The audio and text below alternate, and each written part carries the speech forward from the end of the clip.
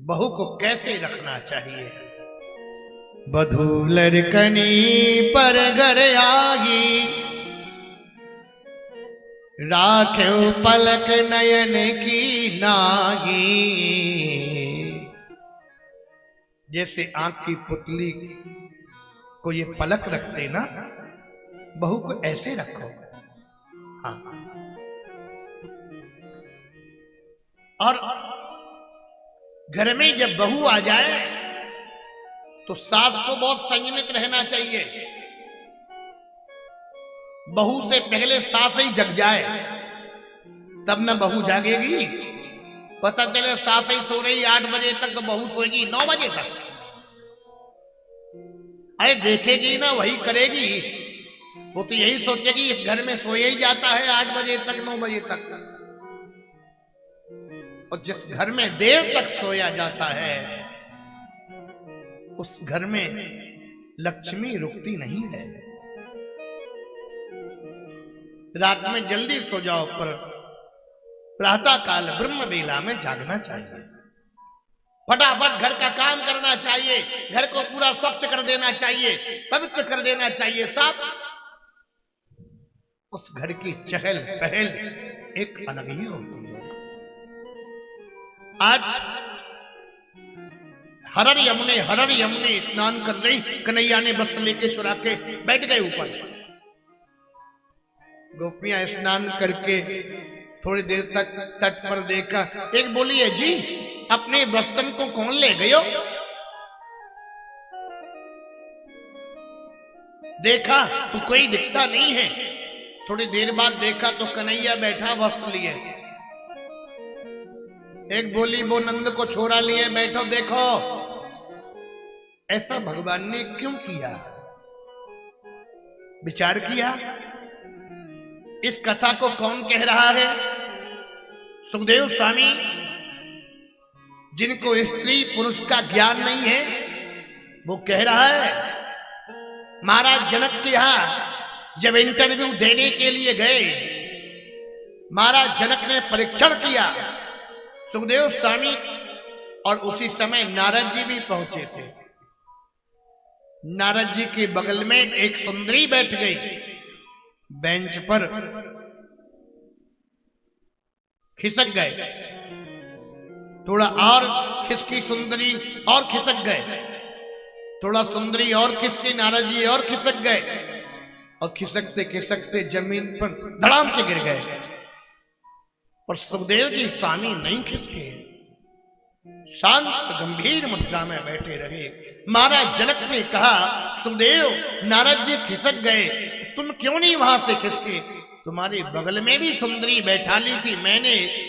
सुखदेव स्वामी ने हाथ जोड़ करके कहा, हे प्रभु महाराज जनक, मुझे आपके अलावा कोई नहीं दिख रहा था। मेरे अगल बगल कौन बैठा है मुझे ये भान ही नहीं है, इसलिए मैं तटस्थ बैठा रहा। जिसे स्त्री पुरुष का ज्ञान ना हो, स्त्री पुरुष का भेद मालूम ना हो, इस कथा को वो कह रहा है। ध्यान देना, ध्यान से सुनना, क्योंकि लगभग 6 वर्ष के बाद हिमांचल आया दोबारा। फिर जाने कब संयोग मिलता है। ये तो हमारे श्री रक्षपाल शास्त्री जी कुलभूषण जी की कृपा है, कभी कभी बुला लेते हैं, नहीं तो यूपी, उत्तर प्रदेश, मध्य प्रदेश से ही फुर्सत नहीं मिलती है। पर हिमाचल मुझे बहुत भाया, बहुत अच्छा लगा हिमाचल में। जब भी हिमाचल का बुलावा आता है तो मुझे हृदय से बड़ी प्रसन्नता होती है। ज्यादा से ज्यादा आपको मूल भागवत सुनाना मैं चाह रहा हूं। भगवान को महाराष्ट्र रचाना है,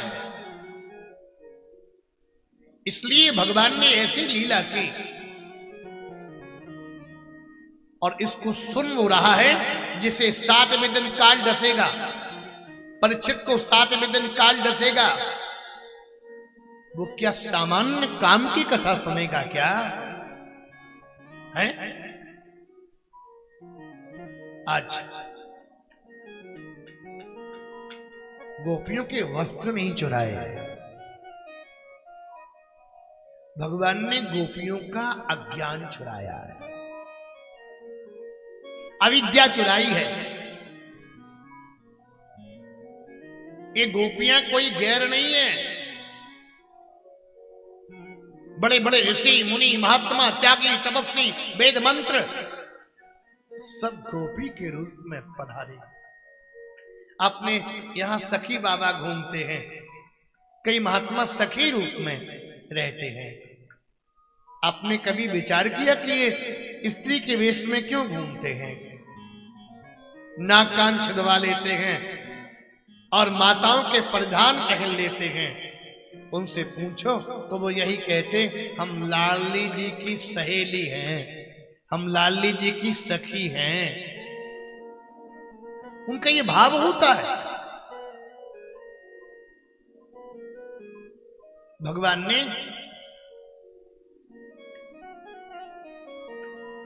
बस इसीलिए चुराए इनका अज्ञान,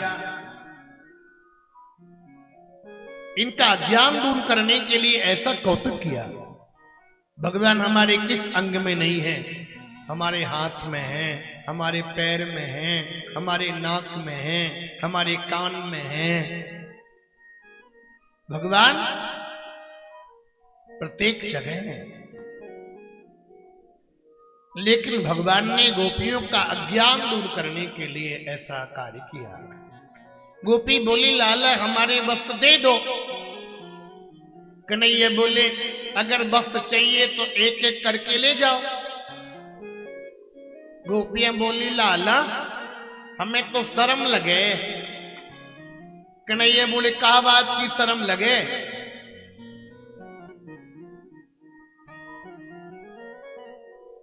अगर वस्त्र लेना है तो तुम्हें आना ही पड़ेगा। भगवान ने गोपियों का अज्ञान दूर किया। पति पत्नी में कैसा संकोच, पति पत्नी में कैसा भेद, पुत्र और मां में कैसा भेद। मां अगर बालक को स्तनपान कराने में संकोच करे तो क्या बच्चे को वात्सल्य मिलेगा? क्या नहीं मिलेगा। भगवान ने एक एक करके गोपियां वस्त्र लेने के लिए आई और भगवान ने उनके वस्त्र उन्हें समर्पित किया। उनका अज्ञान जो था तो भगवान ने दूर कर दिया।